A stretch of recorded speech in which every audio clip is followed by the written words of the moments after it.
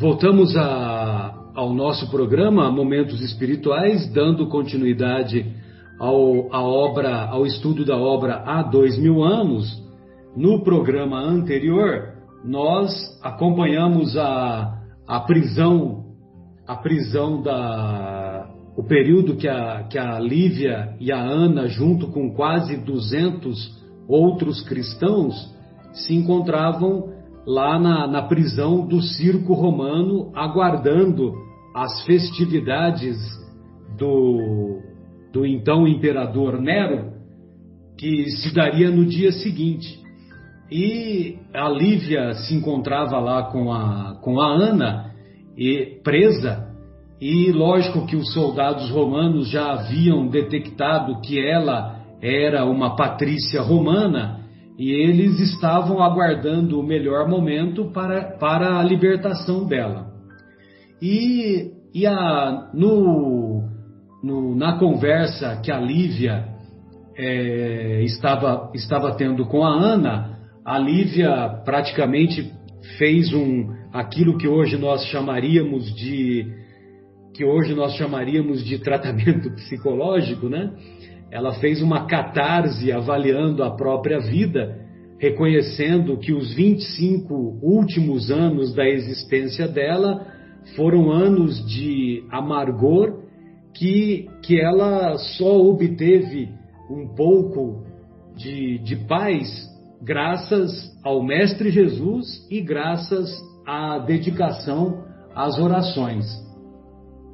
E isso é que deu a fortaleza de ânimo para que ela chegasse até aquele momento. Então, nós encerramos o programa passado no momento em que a Lívia diz para Ana, ela solicita para Ana que troque as vestes com ela, porque ela gostaria de morrer como uma pessoa humilde lá do tempo da Galileia, e em homenagem ao Mestre. Evidentemente que ela também sabia e reconhecia que a partir do momento que ela trocasse as vestes com a Ana, que quem seria liberada seria a Ana. E isso demonstra não somente uma grandeza da parte dela, como também a busca pelo sacrifício representava para a Lívia primeiro um alívio de consciência, e segundo, representava para ela um sentimento de que ela teria completado a missão dela, e que ela se sentiria nessa veste de humildade. Ela buscaria o caminho mais árduo, o caminho mais difícil, porque se ela buscasse o caminho mais fácil, bastava ela permanecer com as vestes, que ela sabia que ela seria liberada, não é isso? Então nós vamos encontrar no comportamento da Lívia o reconhecimento de uma grandeza espiritual que eu particularmente encontro-me muito distante, porque nós ocidentais e nós brasileiros, nós sempre procuramos o caminho do esforço mínimo. O caminho do esforço mínimo. E nós temos que aprender aqui com a Lívia que vale a pena buscarmos o esforço máximo. Bem, então ela diz, né, no finalzinho da conversa: eu que nasci entre as púrpuras da nobreza, desejava buscar o reino de Jesus com as vestiduras singelas, as roupas simples dos que passaram pelo mundo no torvelinho doloroso das provações e dos trabalhos.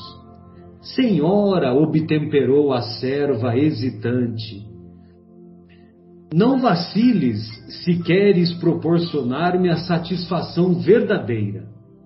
Ana não pôde recusar ante os piedosos propósitos da generosa criatura e, num instante, na penumbra daquele improvisado recanto que as separava das demais companheiras, trocaram a toga e a túnica, que eram tão somente uma espécie de manto sobre a complicada indumentária da época, tendo Lívia adornado a toga de lã finíssima agora no corpo da serva, com as joias discretas que trazia usualmente, comumente consigo.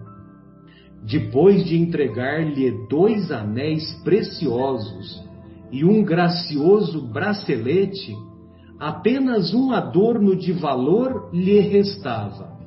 Mas Lívia, passando a mão pelo pescoço e acariciando um pequeno colar com imensa ternura, exclamou com decisão para a companheira: está bem, Ana, fica-me apenas este pequeno colar, em que trago o camafeu com o perfil de Públio em alto relevo, e que é um presente dele no dia longínquo das nossas núpcias. Morrerei com esta joia, como se ela fora um símbolo de união entre os meus 2 amores,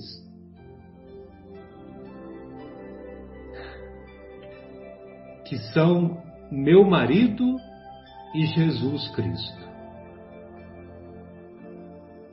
Ana aceitou sem protesto. Marcelo, eu também chorei nessa hora. Pode ficar tranquilo, você é normal.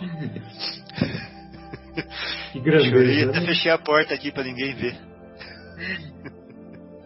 Ana aceitou sem protesto todas as piedosas imposições da senhora e, em breves instantes, na sua antiga beleza virginal, o porte da serva humilde estava tocado de imponente nobreza, como se ela fosse uma soberana figura de marfim velho. Para todos os prisioneiros, na terrível inquietação que os oprimia, embora as doces claridades da prece que os integrava na precisa coragem moral para o sacrifício, as horas do dia passavam pesadas e vagarosas. Já pensou percorrer 24, 48 horas, tendo como única companhia as preces? E as pessoas que lá se encontravam só faziam isso, né? Porque vai fazer o quê, né? Já pensou? Nós vamos saber, nós estamos indo para o matadouro, né? E lá no matadouro nós só temos a opção de ficar orando. João de Cleófas, com o resignado heroísmo do seu fervor religioso, conseguiu manter aceso o calor da fé em todos os corações.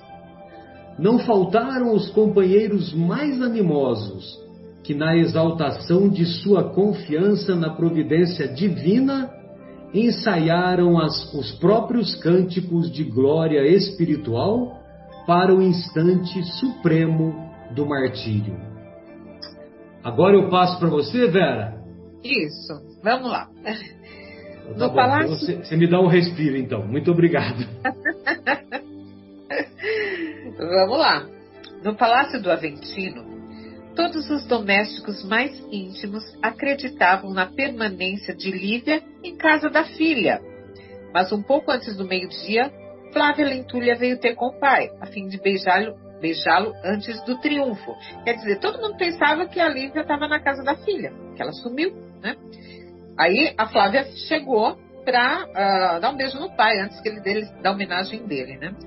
Informada pelo senador quanto aos seus projetos de restabelecer a antiga felicidade doméstica, com as mais expressivas demonstrações públicas de confiança e de amor pela esposa, Flávia, com grande surpresa para o pai, procurava a mãe para as manifestações de sua justificada alegria.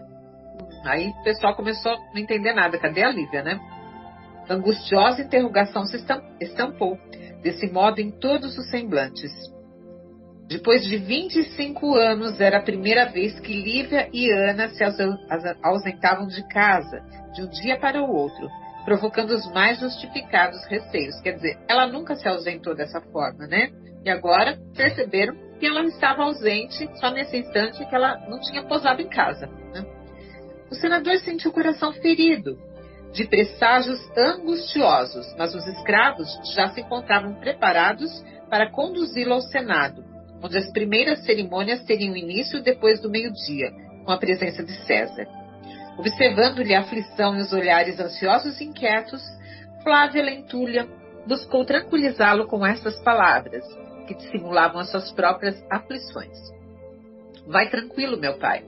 Voltarei agora a casa, mas não me descuidarei das providências necessárias, porque quando regressares de tarde com a auréola do triunfo, quero abraçar-te com a mamãe entre as flores do vestíbulo, a fim de podermos ambas receber-te com as pétalas do nosso amor desvelado de todos os dias.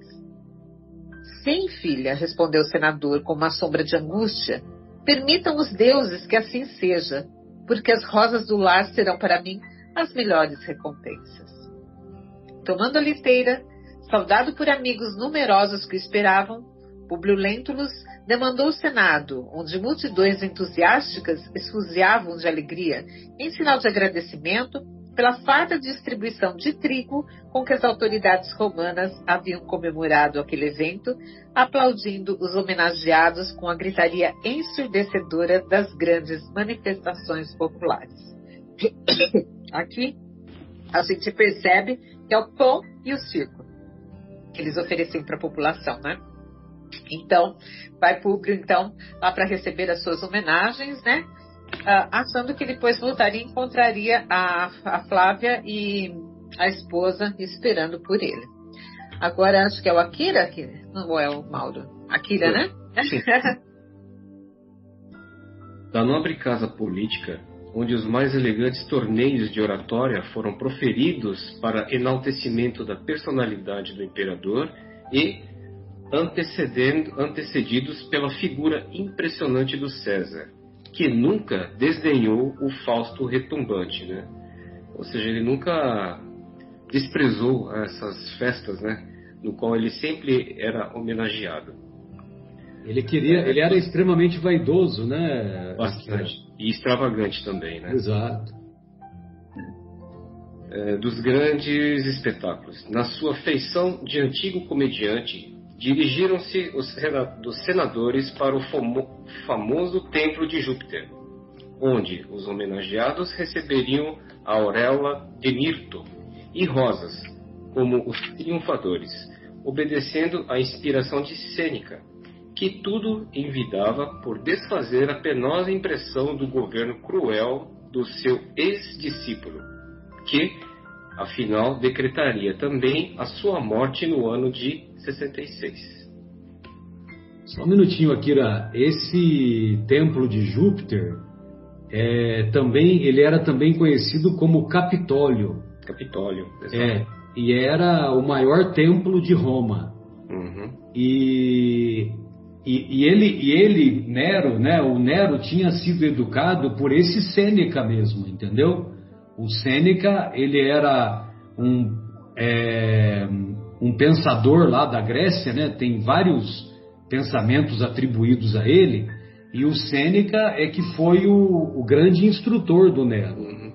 E dizem as tradições, eu não me lembro onde que eu li essa história, mas que o Nero, quando ele assinou, logo no começo do governo dele, quando ele assinou o primeiro decreto de morte, diz que ele chorou convulsivamente, entendeu? E ele chorou assim, de coração mesmo, foi de falsidade. Uhum. Só que com o passar do tempo,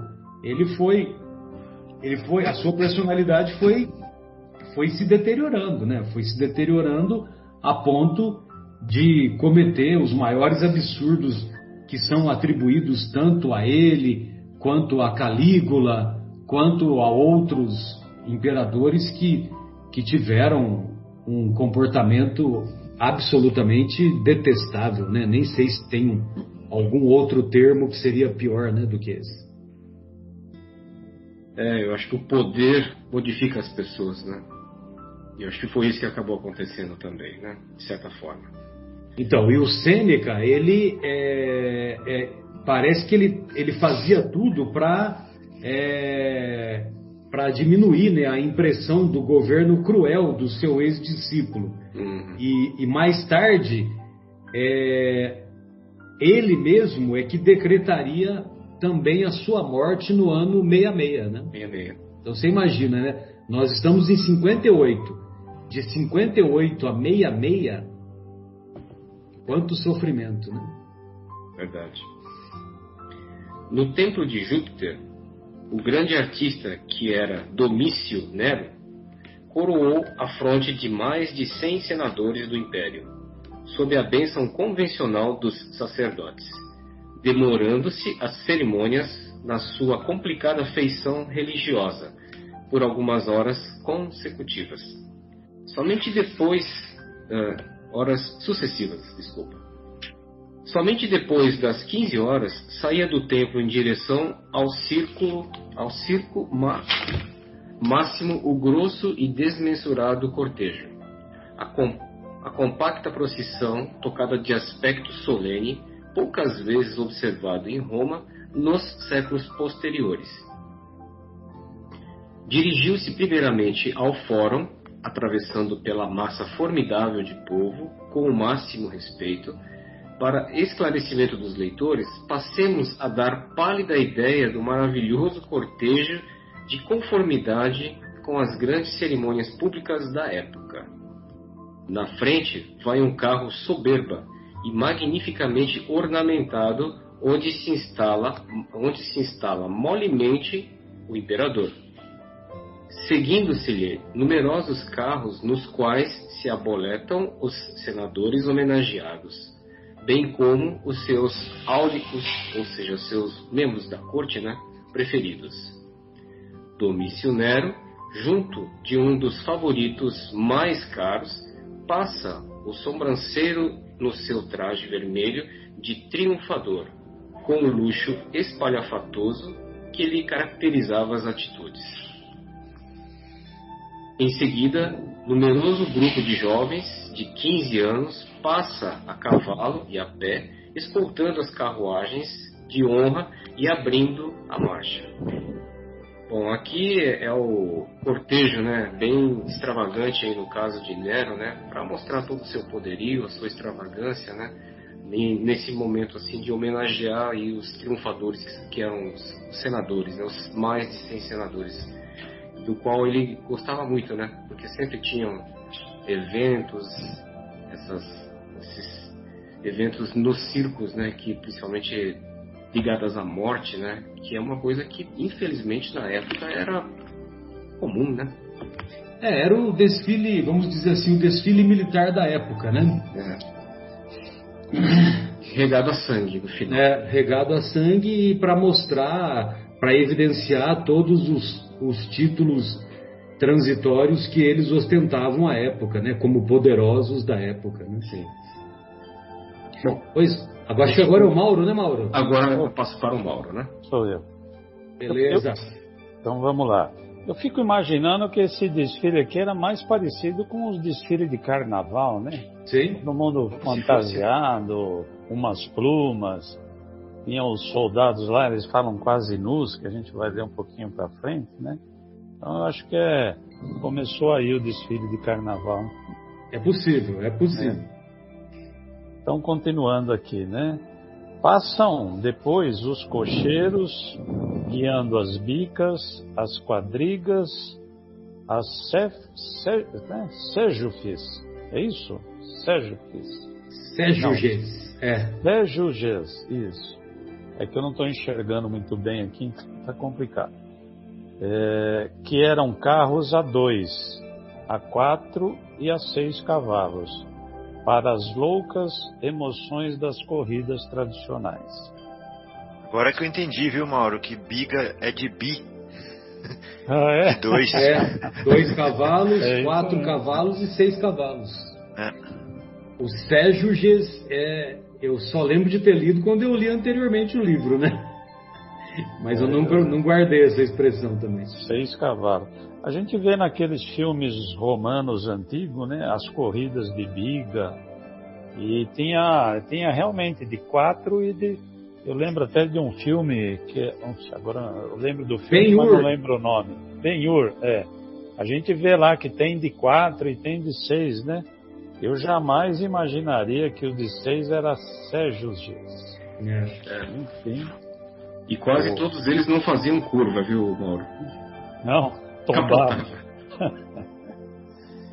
Vamos lá. Seguindo-se os cocheiros, quase em completa nudez, surgem os atletas, que farão os números de todos os grandes e pequenos jogos da tarde.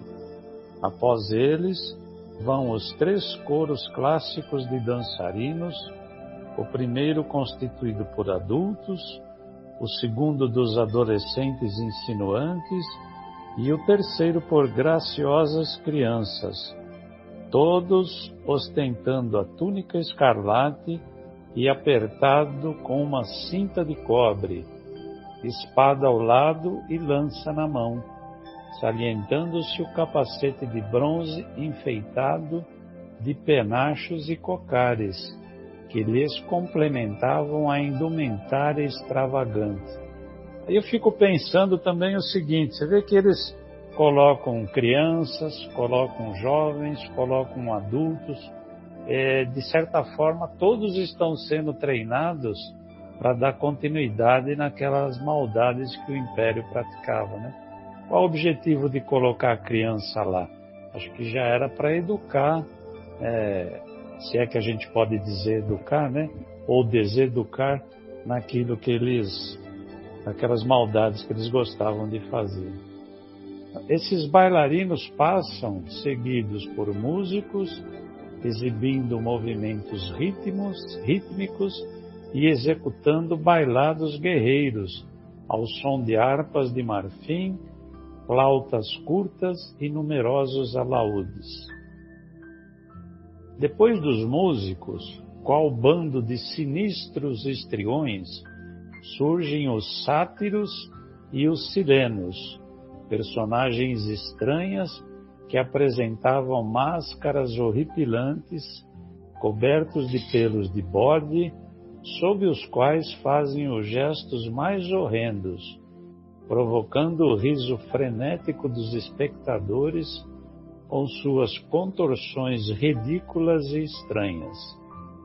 Sucedem-se novos grupos musicais que se fazem acompanhar de vários ministros secundários do culto de Júpiter e outros deuses, levando nas mãos grandes recipientes à guisa de turíbulos de ouro e prata, onde espiralam inebriantes nuvens de incenso.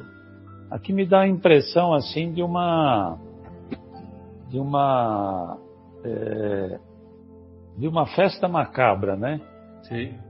Dá a impressão assim que está rodeado de espíritos das trevas, acompanhando aquela macabra apresentação.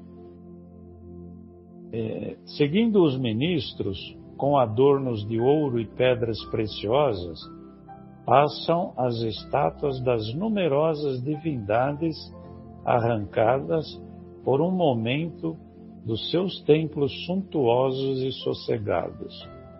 Cada estátua, na sua expressão simbólica, faz-se acompanhar dos seus devotos e dos seus variados colégios sacerdotais. Todas as imagens, em grande aparato, são conduzidas em carros de marfim ou de pedra, puxados por cavalos imponentes. Marfim ou prata, Mauro? Marfim ou prata? Marfim ou de prata. Ou de prata. Puxados por cavalos imponentes, guiados delicadamente por meninos nobres de 10 a 12 anos, que tinham pai e mãe vivos e escoltados com atenção pelos patrícios mais em evidência na grande cidade. Era tudo um deslumbramento de coroas de ouro, púrpuras, luxuosos tecidos do Oriente, metais brilhantes, cintilantes de pedras preciosas. Aí agora acho que é o nosso querido Marcos, né, Marcos? Isso. Olha só, você viu, Marcos, que o Mauro elencou aí o cortejo e ainda não acabou, né? Você vai terminar agora ainda, né? Então, precisa ativa o som aí, o Marcos. E aí, então, quer dizer, né? Começou lá pelo imperador, aí vieram os senadores, aí vieram os atletas, aí foi toda aquela descrição. E o negócio não acabou ainda, meu Deus. Verdade. Estão me ouvindo? Sim.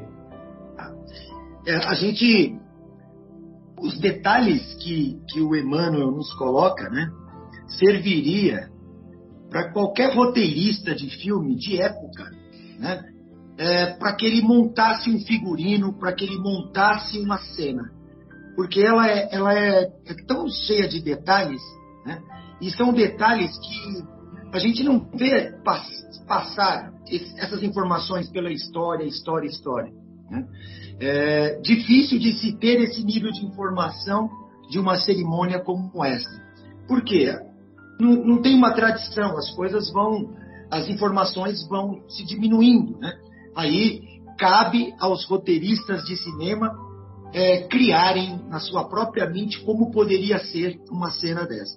Agora, Emmanuel nos resgata a cena com muitos detalhes, né? Então dá para se montar um filme, só uma cena lindíssima de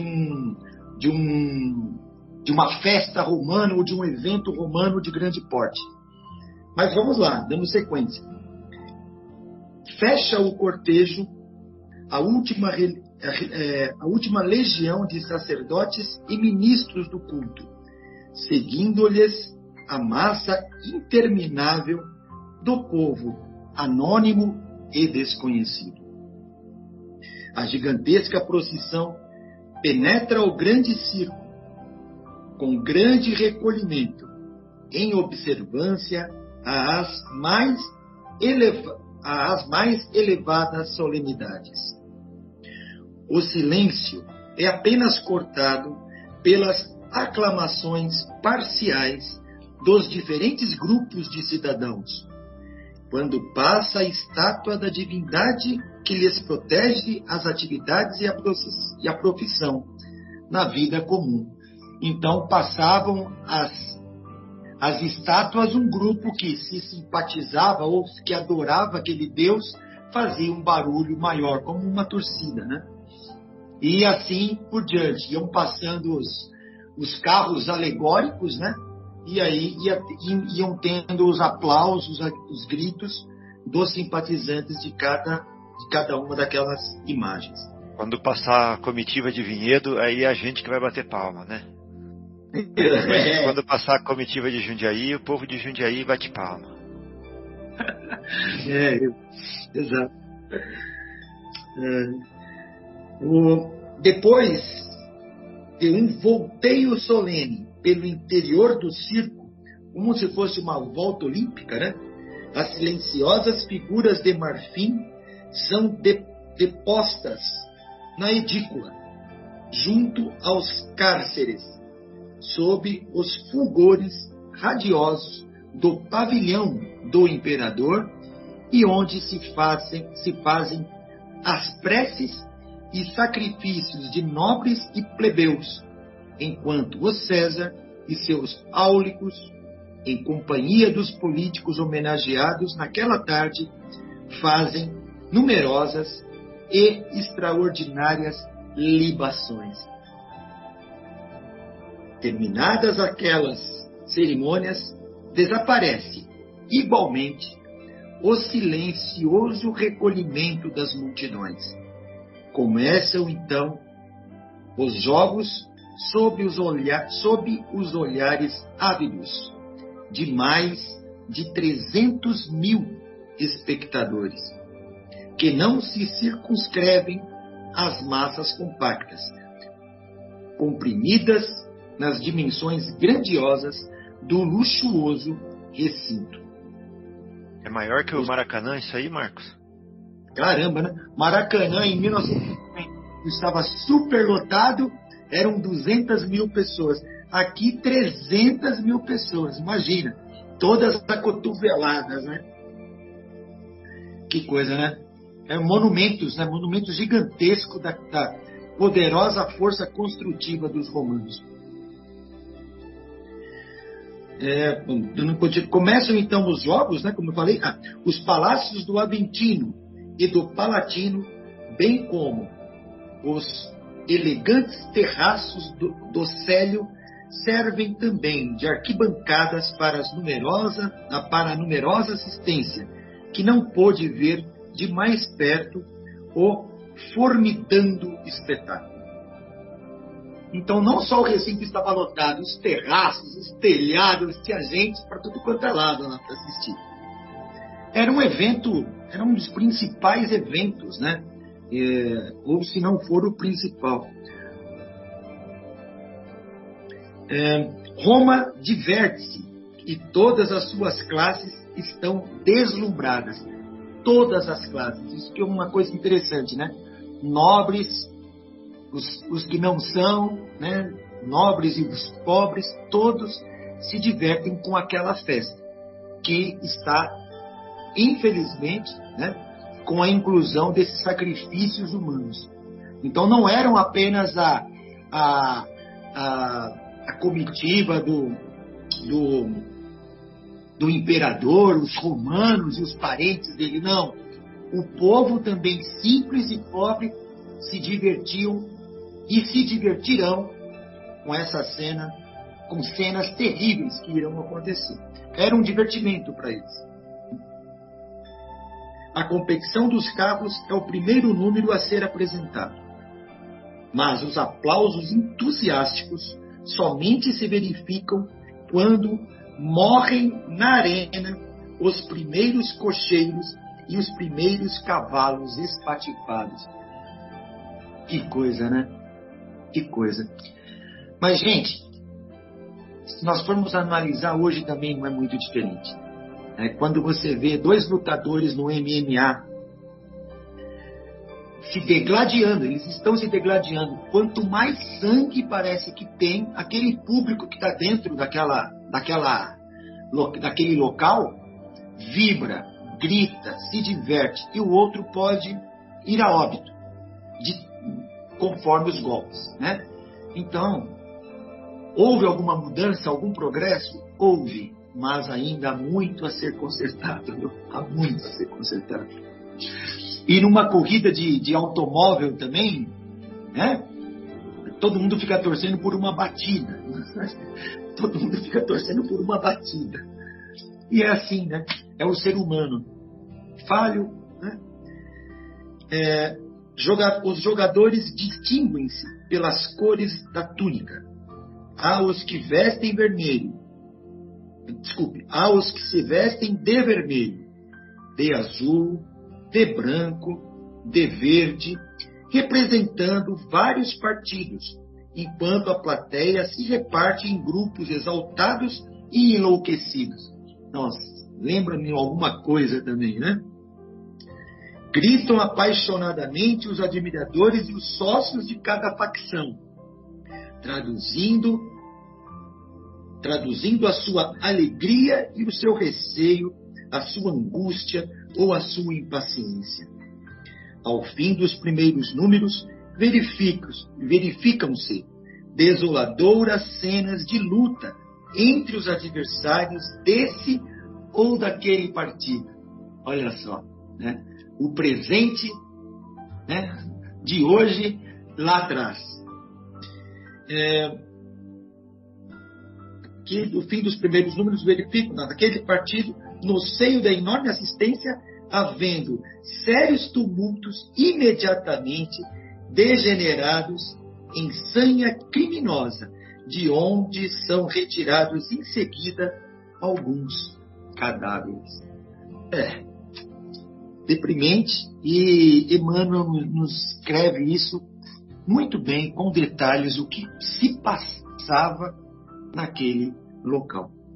Agora, Fabinho, né, Fabinho? Vamos dar sequência. Sim, obrigado, Marcos. Antes de começar a minha parte, queria fazer um comentário assim, sobre o que nós já lemos aqui, né? Bem humildemente. Nós somos espíritos que estamos em evolução e nós já passamos por outras experiências, né, que não são essas, que não é essa em que nós estamos vivendo aqui. Possivelmente alguns de nós viveu experiências na Roma antiga, né? E Emmanuel, quando escreve esse monumento, ele tem uma missão. A missão dele é despertar consciências.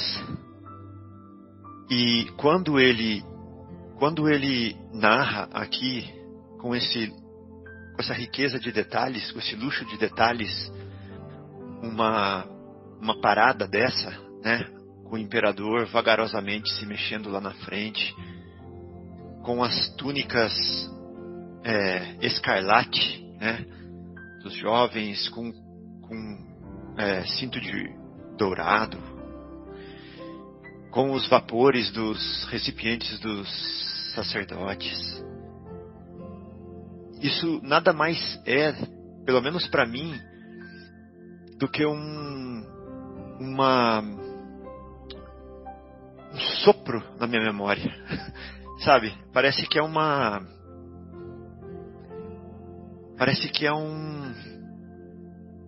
desperta uma certa afinidade com isso tudo aqui, que é difícil de descrever. É muito difícil de descrever.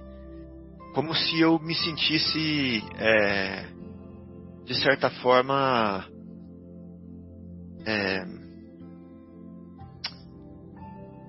qual que é a palavra? Como se eu me sentisse, de certa forma, intuitivamente ligado a tudo isso aqui, né? Não quer dizer que eu estive, mas algum tipo de despertamento ou algum ponteiro, alguma seta mostra isso para mim.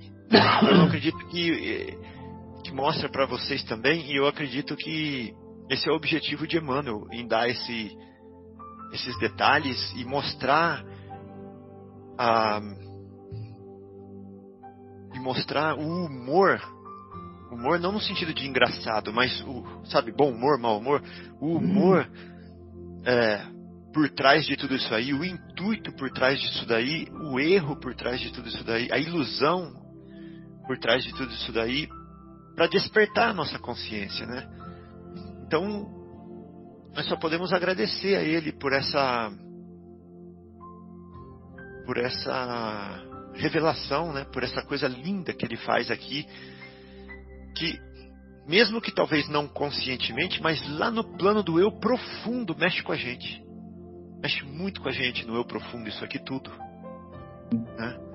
Então, muita gratidão mesmo por isso aqui. E então, após as corridas, houve uma caçada fabulosa, levando-se a efeito terríveis combates entre homens e feras, nas quais alguns escravos perderam a vida em trágicas circunstâncias, ante as aclamações delirantes das massas inconscientes. Eu acho interessante massa inconsciente no circo, assim como tinha massa inconsciente que seguia Jesus, assim como tinha massa inconsciente que pedia que crucificasse Jesus, né? E E nós, muitas vezes, estamos metidos no meio dessas massas. O imperador... Um pequeno comentário aí Sim. daquela parte que o nosso querido Marcos leu no finalzinho, que quando tinha lá um vitorioso, e o que eu entendi é que as pessoas que estavam assistindo lá na arquibancada, né, vamos dizer assim, que tinha briga lá na arquibancada entre os partidários lá, né, de um e de outro. E essas brigas, elas também se justificam por causa de apostas, né? Que já havia apostas lá naquela época, entendeu? Então, isso era mais um motivo, né? Então, não era só porque admirava esse gladiador ou aquele gladiador, né? Mas também por causa das apostas que já ocorriam à época, né? Era um comércio e um jogo de azar, né? Exatamente. Tava todo mundo errado. Sim. Menos os escravos, os coitados estavam lá para sofrer. Os cristãos também. O restante... Então, vamos lá. Massas O imperador inconscientes. O imperador sorri, satisfeito, e continua nas suas libações pessoais, vagarosamente, junto de alguns amigos mais íntimos. Parece que o Nero está sempre devagar. 6 arpistas executam as melodias prediletas no pavilhão, enquanto os alaúdes fazem ouvir igualmente sons maviosos e claros. Eu esqueci de olhar no dicionário que é maviosos. Outros jogos passaram, vários, divertidos e terríveis, e depois de algumas danças exóticas executadas na arena, viu-se um áulico, um companheiro predileto de Domício Nero, inclinar-se discretamente, falando-lhe ao ouvido. Chegou o instante, ó Augusto, o instante da grande surpresa dos jogos dessa tarde. Mavioso é afetuoso, afável, amável, carinhoso. Sons amáveis, afáveis, em que há harmonia, melodioso. Que bonito. Vindo de um alaúde, né? Exato. Tá.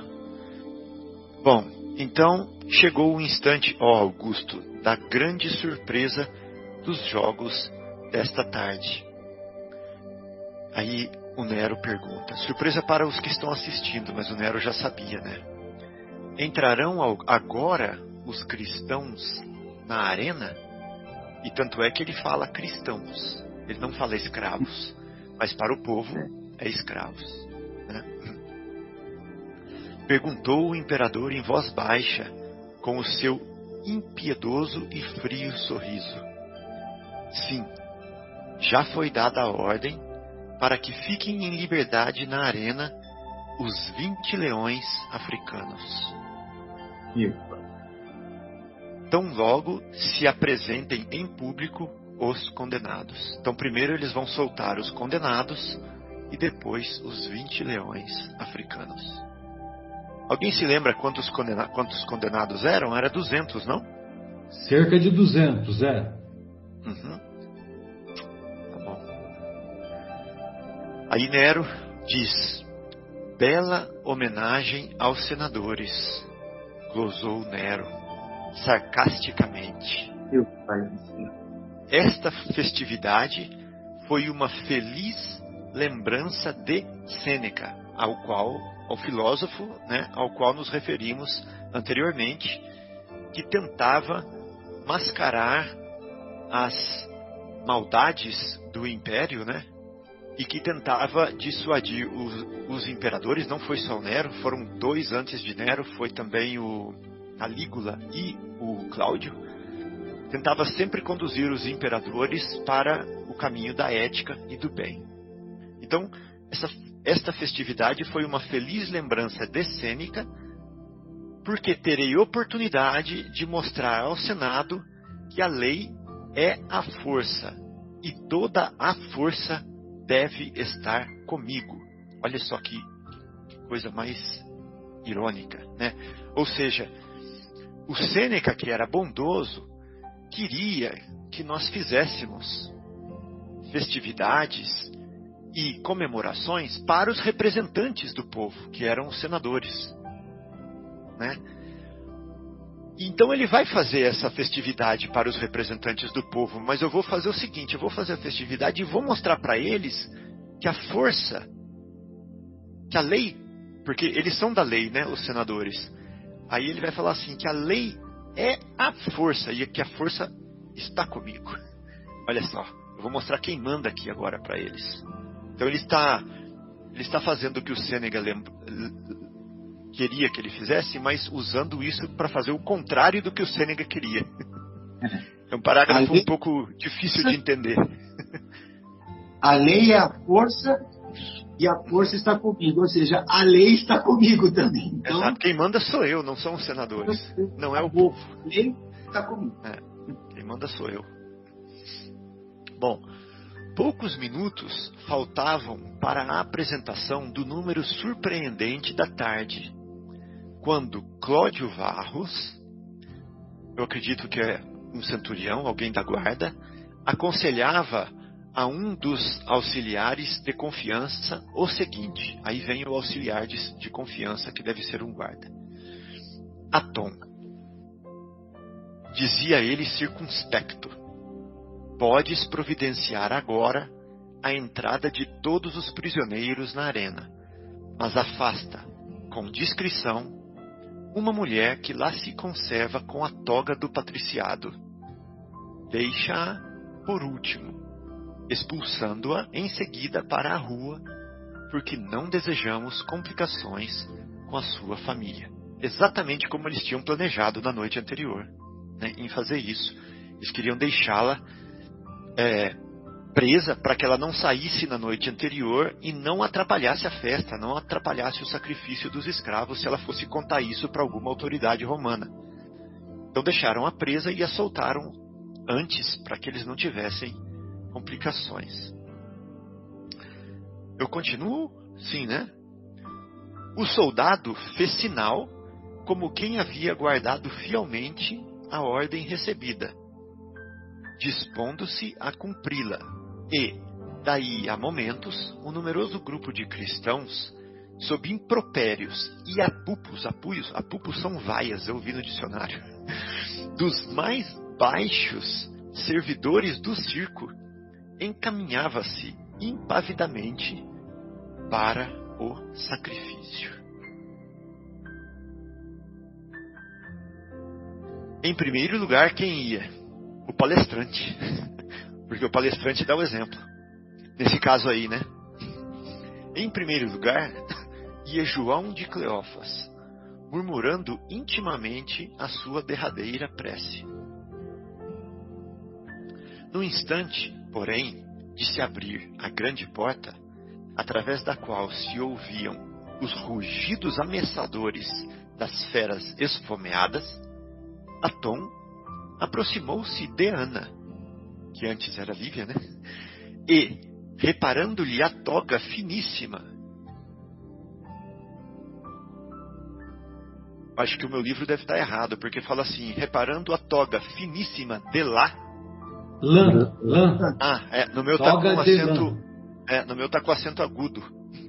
A toga finíssima de lã, as joias discretas que lhe adornavam o porte enobrecido, bem como a delicada rede de ouro que lhe prendia graciosamente os cabelos, exclamou respeitosamente, admirado da nobreza de sua figura: Senhora, ficareis aqui até segunda ordem. Acho que é até aqui, né, que eu tinha. Aí termina. Uhum. Tá bom. Ai, gente, tá chegando a hora. E na semana que vem nós vamos ver a descrição do sofrimento, né? que vai acompanhar esses verdadeiros mártires, né, que deram exemplo de abnegação, de coragem, de fé, de resignação e exemplificaram essas virtudes, né, que todos nós somos capazes também de adquiri-las, embora tenhamos que reconhecer as nossas imperfeições que ainda somos portadores, né? Mas é muito sofrimento, né? Muito angustiante, né? Você ficar imaginando os rugidos das feras, aquela barulheira, aquele fervor, né, da plateia acompanhando todo aquele espetáculo dantesco, né? Dantesco no sentido de Dante, né? Descrevendo o inferno, descrevendo as regiões inferiores, né? Então, é realmente aterrorizante, né? Nós imaginarmos tudo isso. Mas eu penso também que para eles isso tudo era motivo de glória, né? Porque lá a psicosfera que envolvia os nossos irmãos cristãos da época era uma psicosfera muito elevada. Então, realmente, eles tinham plena consciência da vida eterna e certamente eles também estavam amparados por benfeitores espirituais que os fortaleciam e os encorajavam. Alguns dos amigos gostariam de fazer mais alguma consideração?